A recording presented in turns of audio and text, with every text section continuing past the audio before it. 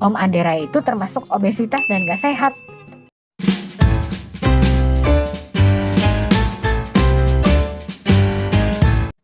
Halo teman-teman, selamat datang lagi di channelnya Koko. Semoga kalian lagi bahagia dan sehat semua ya. Ini adalah episode 2 dari seri Diet with Koko. Diet sehat bersama Koko. Sebelumnya jangan lupa subscribe dan nyalain loncengnya supaya tetap update dalam menjalani Diet with Koko. So, get ready for episode 2.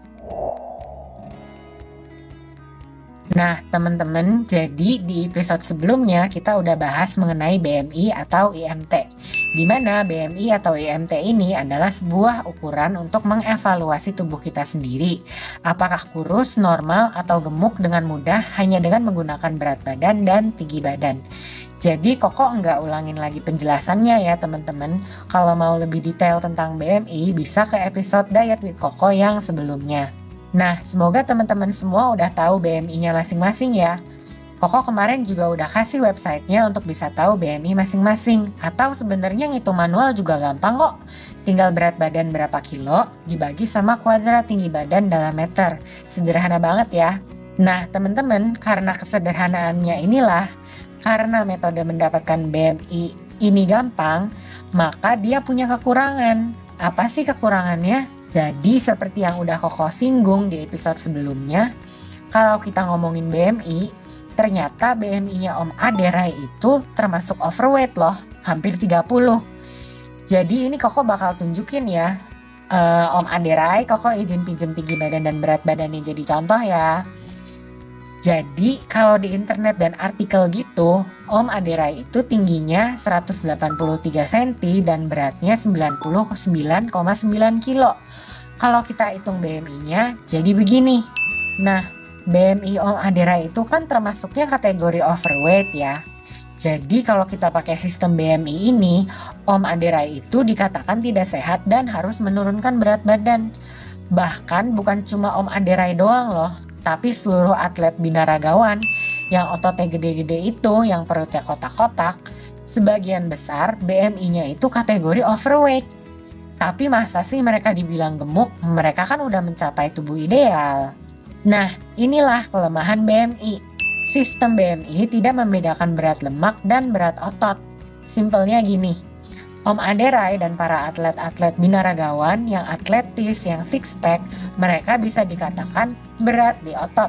Sedangkan mungkin yang kayak Koko atau teman-teman yang jarang olahraga, kita itu lebih berat di lemak.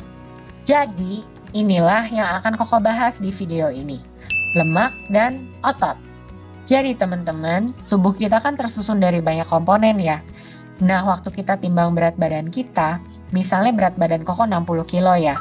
Nah, 60 kilo itu adalah berat total dari segala komponen tubuh Koko, ya udah termasuk berat air, berat organ-organ tubuh, berat tulang dan rangka, dan juga berat otot dan lemak. Nah, di dalam dunia kesehatan, khususnya mengenai gizi, fitness, dan diet, dua komponen yang penting banget buat kita tahu adalah otot dan lemak. Yuk kita bahas satu-satu. Koko coba jelasin dengan simpel ya. Jaringan otot atau muscle tissue, atau kita sering bilang otot aja, adalah jaringan ikat di dalam tubuh kita yang tugas utamanya adalah kontraksi. Kontraksi otot berfungsi untuk menggerakkan bagian-bagian tubuh kita teman-teman. Jadi kalau kita gerak, apapun ya, waktu kita jalan, lari, gerakin leher kayak gini, angkat tangan, bahkan mangap, semuanya itu menggunakan otot.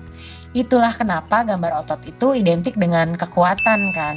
Sedangkan lemak tubuh atau adipose tissue adalah jaringan ikat yang komponen utamanya adalah sel lemak. Fungsi dari jaringan lemak ini macam-macam teman-teman, seperti melindungi organ-organ dalam tubuh, sebagai cadangan makanan, dan menjaga suhu tubuh kita. Nah, jadi teman-teman, baik otot ataupun lemak tubuh kita, itu punya fungsinya masing-masing. Nah, yang jadi masalah kesehatan adalah kalau kita kekurangan otot dan kelebihan lemak. Kalau kita kelebihan lemak, maka kita semakin beresiko untuk terkena penyakit jantung, diabetes, hipertensi, dan lain-lain. Selain itu, teman-teman juga mungkin gak suka kelebihan lemak karena mengganggu penampilan. Nah, sedangkan kalau otot kita itu kurang, kecil, karena jarang dipakai, itu juga bakal jadi masalah. Kita jadi gampang capek, lemes, pergerakan kita jadi terbatas, dan secara umum kita jadi kurang gesit dan aktif. Biasanya siapa sih yang kurang otot? Biasanya orang tua kita, kakek nenek kita gitu ya. Karena semakin kita tua, masa otot kita itu akan semakin berkurang. Makanya kan sekarang sering ada istilah ini ya, remaja jompo gitu.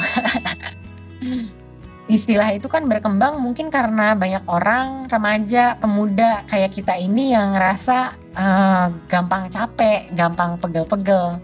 Nah, itu bisa jadi salah satu tanda kita itu kurang gerak atau kurang rutin olahraga. Akibatnya waktu tubuh itu tiba-tiba disuruh gerak, ototnya nggak biasa gitu, jadi cepet capeknya. Nah, balik ke contoh Om Aderai ya. Om Aderai ini menurut info, kadar lemak tubuhnya itu hanya 10%. Artinya dari beratnya yang hampir 100 kilo itu, lemaknya hanya sekitar 10 kilo dan yang lainnya itu komponen-komponen lain, termasuk tulang, organ-organ tubuh, dan tentu saja ototnya yang besar itu. Itulah kenapa Om Aderai itu sehat walaupun BMI-nya itu termasuk overweight atau obesitas. Jadi intinya untuk Om Aderai, para atlet, dan bodybuilder yang berotot-berotot, BMI aja nggak bisa dijadikan ukuran mereka itu sehat apa enggak. Ukuran kesehatan yang lebih tepat adalah persentase lemak tubuh. Misalnya kayak tadi gitu ya, Om Aderai persentase lemak tubuhnya 10%. Jadi dari 100 kilo berat badannya Om Aderai, 10%-nya atau 10 kilonya adalah lemak. Nah, jadi di episode kedua Diet with Koko ini, intinya Koko mau ngasih tahu ke teman-teman, waktu kita menjalani diet sehat, selain mengetahui BMI, penting juga loh buat kita untuk tahu sebenarnya kita gemuknya karena lemak atau karena otot. Soalnya gemuk karena lemak itulah yang berbahaya. Nah, berapa persen sih lemak tubuh yang bagus? Menurut American Journal of Clinical Nutrition, untuk laki-laki umur 20-39 tahun yang sehat adalah kadar lemak tubuh 8-19%. Sedangkan untuk perempuan yang sehat adalah 21-32%. Kemudian untuk umur 40-59 untuk om-om dan tante-tante yang nonton video Koko. Jadi untuk om-om kadar lemak tubuh yang sehat adalah 11-21% ya om. Sedangkan untuk tante-tante di 23-33%. Jadi untuk om-om dan tante-tante standar sehatnya agak lebih longgar dibandingkan yang masih muda kayak Koko dan teman-teman yang lain. Karena seperti yang tadi Koko bilang ya, semakin tua otot kita itu akan semakin mengecil juga seiring usia. Seiring mengecilnya otot, semakin kita tua, maka lemak tubuh kita juga cenderung bertambah. Nah, mungkin berikutnya teman-teman akan bertanya-tanya, kok gimana cara tahu persen lemak tubuh kita? Nah, buat tahu persen lemak tubuh kita, nggak segampang hitung BMI teman-teman. Ada beberapa hal yang harus diperhatikan. Jadi, cara gampang untuk memperkirakan persen lemak tubuh akan Koko jelaskan di episode berikutnya ya. So, Koko ingetin lagi untuk subscribe dan stay tune.